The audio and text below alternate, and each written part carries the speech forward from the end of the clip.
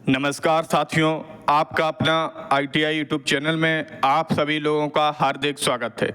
आज के वीडियो का थंबनेल सभी साथियों ने चेक कर लिया होगा। जो आज का हमारा वीडियो रहने वाला है वह यूपी स्कॉलरशिप 2025 और 26 से रिलेटेड रहने वाला है। हम आपको इस वीडियो में बताएंगे कि सत्र 2025 में ऐसे छात्र जो प्रवेश लेंगे उनके लिए स्कॉलरशिप की समय सारणी है जो कि विभाग द्वारा एक लेटर के माध्यम से जारी कर दी गई है। हम आपको इस वीडियो में बताएंगे कि जो नए स्कॉलरशिप के आवेदन होंगे वह कब से कब तक होंगे, आपका सस्पेक्टेड डाटा कब तक सही होगा, आपका जो फॉरवर्डेड है इंस्टीट्यूट की तरफ से कब किया जाएगा और आपका जो पैसा है वो आपके बैंक अकाउंट में कब आएगा।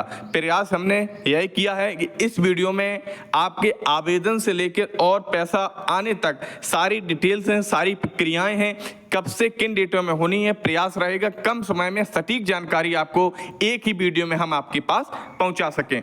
और अगर आप पहली बार हमारे यूट्यूब चैनल से जुड़े हों, हमारे चैनल को सब्सक्राइब कर लें, बेल आइकन को प्रेस कर लें। इस यूट्यूब चैनल पर आपको जानकारी मिलेगी कम समय में और सटीक जानकारी मिलने का प्रयास हम पूरा करते हैं, जिससे कि जो साथी हमारे यूट्यूब चैनल से जुड़े हुए हैं वो लगातार जुड़े रहें, जिससे उनसे इंपॉर्टेंट न्यूज समय समय पर अपडेट उनके पास पहुंचाते रहें। चलिए वीडियो में ज्यादा समय ना लेते हुए जो विभाग द्वारा सत्र 2025 के लिए जो समय सारणी जारी की गई है वह समय सारणी के आधार पर जो इंपॉर्टेंट पॉइंट हैं यूपी स्कॉलरशिप से रिलेटेड वह आपको हम बताने वाले हैं। और अभी तक आपने इस यूट्यूब चैनल को सब्सक्राइब नहीं किया, सब्सक्राइब जरूर कर लें, क्योंकि समय समय पर जो अपडेट है वो हम आपके पास पहुंचाते रहेंगे इस यूट्यूब चैनल के माध्यम से। चलिए आपके सामने जो लेटर है, जो कि लेटर आपको दिखाई दे रहा होगा, मनोज कुमार सिंह, मुख्य सचिव उत्तर प्रदेश शासन, जो कि समाज कल्याण विभाग लखनऊ के द्वारा जारी किया गया है। डेट भी आपको दिखाई दे रही होगी, लखनऊ 10 जून 2025 को यह जो लेटर है वो जारी किया गया है। चलिए विषय क्या है, विषय से जानकारी आपको मिल जाएगी कि लेटर में क्या जानकारी है जो कि आप लोगों के लिए रहने वाली है।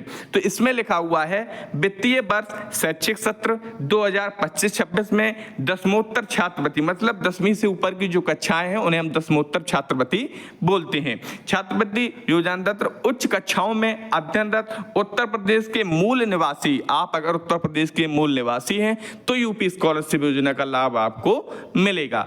इसमें कैटेगरी कौन है, सामान्य वर्ग, अन्य पिछड़ा वर्ग व अल्पसंख्यक वर्ग, जिससे हम पूछ सकते हैं जनरल, ओबीसी और माइनॉरिटी वर्ग के छात्र छात्राओं को छात्रवृत्ति, शैक्षणिक भत्ता एवं शुल्क प्रतिपूर्ति भुगतान हेतु समय सारणी का शासनादेश। तो इस लेटर में जनरल, ओबीसी और माइनॉरिटी वालों के लिए जानकारी रहने वाली है। चलिए क्या इंपॉर्टेंट डेट्स हैं उन डेटों को पहले आप समझिएगा।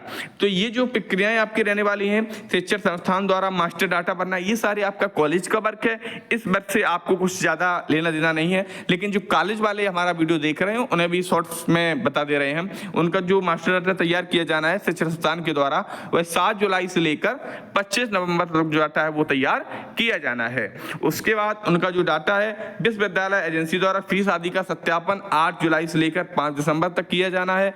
मास्टर डाटा का सत्यापन 9 जुलाई से लेकर 12 दिसंबर तक किया जाना है। उसके बाद जो उनका अल्पसंख्यक वर्ग हेतु NSP पोर्टल पर, मतलब जो नेशनल स्कॉलरशिप पोर्टल है उस पर पंजीकरण निजी क्षेत्र के शिक्षण संस्थानों का मार्किंग किया जाना, जो डाटा वेरीफाई किया जाना है NSP पोर्टल पर, वह 10 जुलाई से लेकर 22 फरवरी तक। अब हम बात करते हैं जो हमारे छात्र हैं वह कब से कब तक आवेदन करेंगे। छात्र स्तर से ऑनलाइन आवेदन, भुगतान आदि की प्रक्रिया जो हमारे स्टूडेंट्स करने वाले हैं। तो इसमें लिखा हुआ है छात्र द्वारा रजिस्ट्रेशन ऑनलाइन आवेदन, तो आप 10 जुलाई से लेकर 20 दिसंबर तक अपने स्कॉलरशिप का आवेदन कर पाएंगे। अब अगला है छात्र द्वारा फाइनल प्रिंट आउट निकालना।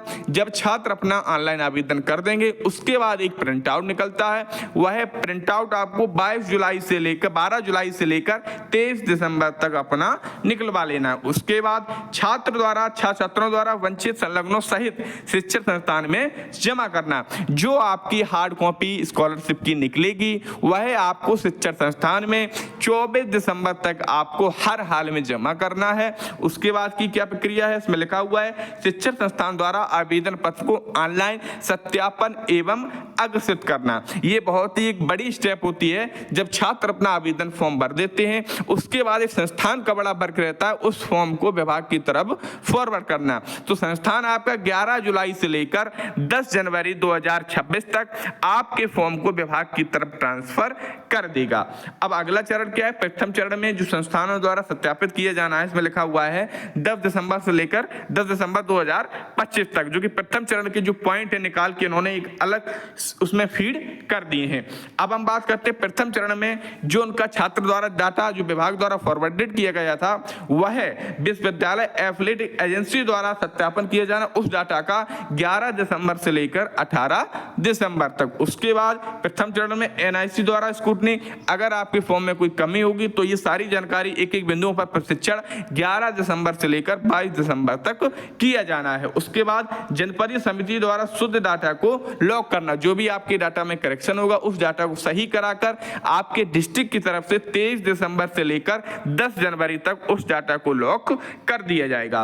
उसके बाद जो आपके डाटा लॉक किए जाएंगे, जो छात्र पात्र होंगे उनका मांग सृजन 15 जनवरी तक किया जाएगा और 24 जनवरी तक उनके बैंक अकाउंट में धनराशि का अंतरण होने लगेगा।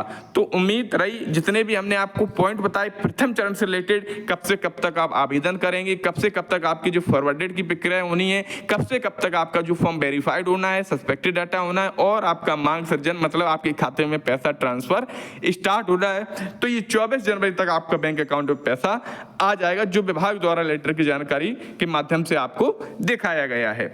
चलिए अब हम बात करते हैं आगे द्वितीय चरण में। तो द्वितीय चरण में क्या होता है, जो आपका डाटा होगा संस्थान स्तर से ये सारे वर्क जो किए जाने हैं वह हमने आपको पहले ही लगभग सेम डेट है बता सकते हैं 11 दिसंबर से लेकर 10 जनवरी तक। द्वितीय चरण में एक द्वितीय चरण और होता है, काफी छात्र जो रह जाते हैं जिनका फॉर्म फॉरवर्ड नहीं हो पाता, ये सारी जो प्रक्रियाएं होती हैं उनके आधार पर एक चरण और बनाया गया है।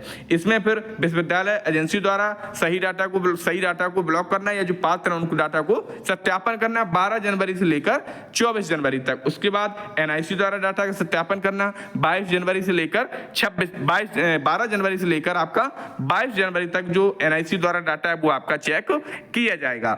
उसके बाद जिन डाटाओं में आपकी त्रुटि होगी उन त्रुटियों को सही कराना 23 जनवरी से लेकर 28 जनवरी तक आप उस डाटा को सही करा पाएंगे। ये डेट बहुत ही इंपॉर्टेंट डेट है, आगे चलकर आपको फिर हम अवगत करा देंगे इस डेट के बारे में।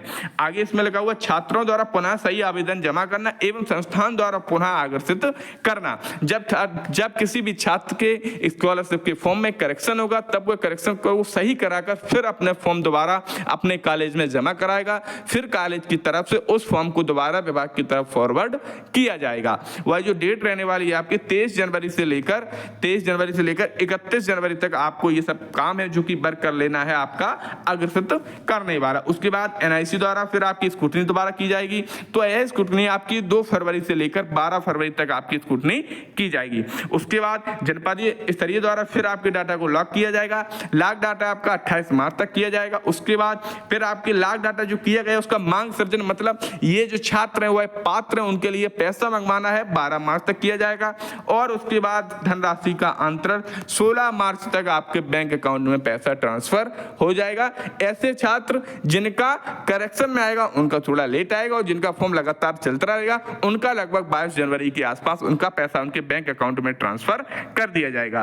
तो जितने भी इंपॉर्टेंट पॉइंट थे हमने आपको प्रयास किया है कम समय में एक एक पॉइंट की जानकारी आपके पास पहुंचा दी। उम्मीद ये भी रही होगी कि जो जानकारी हमने आपको बताई है जानकारी भी आपको अच्छी लगी होगी, और जानकारी अच्छी लगी है तो हमारे वीडियो को लाइक अवश्य कर दें और जो भी आपके भाई बहन या आपके मित्रों उनके साथ इस वीडियो को शेयर करें जिससे उन्हें भी जानकारी मिल सके कब तक की क्या प्रक्रियाएं हैं जो कि यूपी स्कॉलरशिप में नए सत्र के लिए किए जाने हैं। तो वीडियो में बने रहने के लिए सभी साथियों का एक बार फिर बहुत बहुत धन्यवाद।